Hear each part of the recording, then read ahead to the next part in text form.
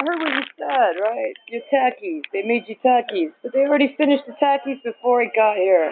They just left a crumpled bag in the seat. Don't worry, there's still some coins left. Let's check this out. Competing nuclear paradigms. I think this could be a justification for why one might prefer one presidential candidate over another, right?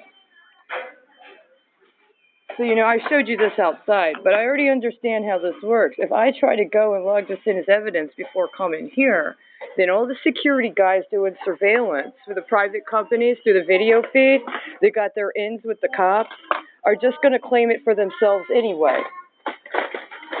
And by the way, let's talk about the price point here, right? Because I said $2 each. This is about $60. I didn't even think about the Mucinex.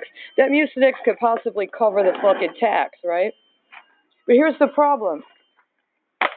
People don't want to pay me for even what would be the going street rate for this, OTC, right? For some reason, they expect me to give them a discount on a discount. So even if I could get my law books at a discount, I still wouldn't be able to cover the spread. And you know that, and it was intentional, right? And meanwhile, let me ask you, how much of what I've done in McDonald's has gone to the McDonald's Scholarship Fund for people in law school? I just want to know, how many people go into law school right now got what was alleged to be a charitable contribution from a woman that was routinely harassed because she doesn't behave in ways you like, while she's doing legal work in the McDonald's because she doesn't have anybody that'll let her into a court, and she anticipates it's because she catches the guards doing gang signs on the women that are walking through, primarily African-American women. They've got this thing with flipping gang signs with each other when they see African-American women walk through the door of the damn courthouse. But it's kind of difficult for me to be a champion of African-American women's rights when recurrently my identity gets stolen overnight in a back-end transaction that looks like somebody who's remarkably similar in demographic profile to Ivana Trump, but turns out the next day to actually be what, Beyonce? Beyonce is not Ivana Trump. Charity Crouse is not any number of African-American women in law or so-called professional milieus. But the problem is somebody allowed for the nuke option to be put into an account where an African-American is supposed to avail themselves of the transition from the white supremacist woman. I don't know what the paradigm is, but this is your competing nuke paradigm, right? Look at all that. Are you impressed? I think it's disgusting, right? I think it's really horrible. Here's the problem. These are OTCs, right? So these might be included in that catalog of, among other things, over-the-counter medications that you can order through Medicare.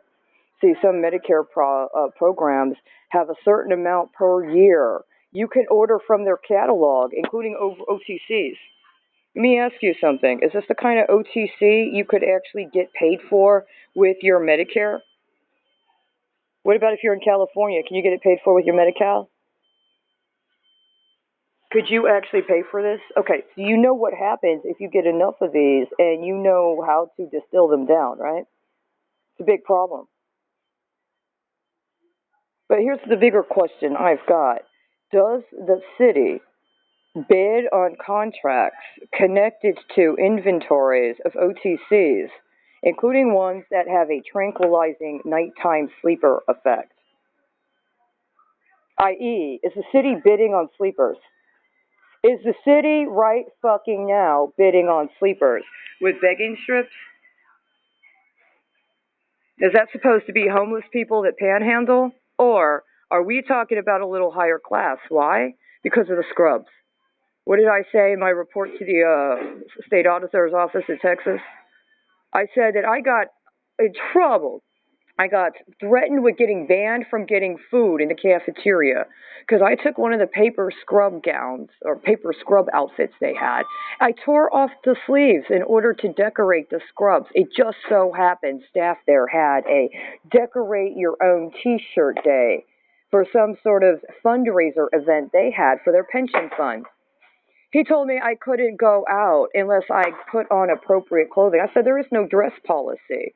I wasn't doing anything salacious.